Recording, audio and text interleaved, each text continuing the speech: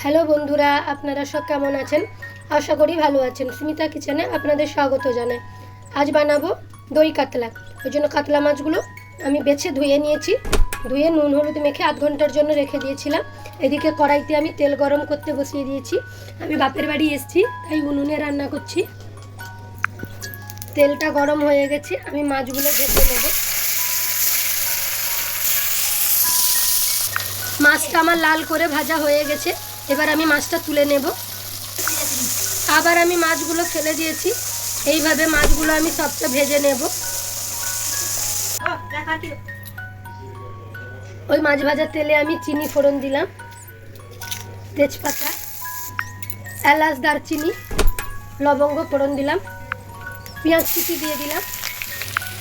পেঁয়াজটা আমার ভাজা ভাজা হয়ে গেছে। এবার আমি আদা রসুনের পেস্ট দিয়ে দিলাম। এবার টমেটো কুচিটা দিয়ে দিলাম।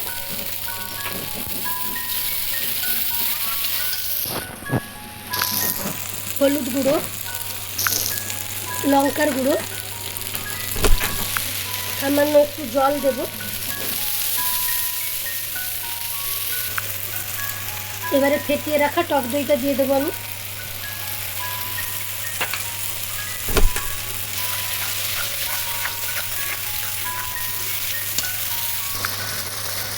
এবারে আমি জল দিয়ে দেবো।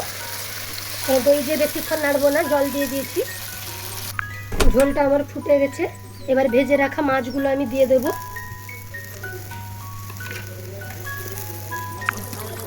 দই কাতলাটা আমার রেডি হয়ে গেছে।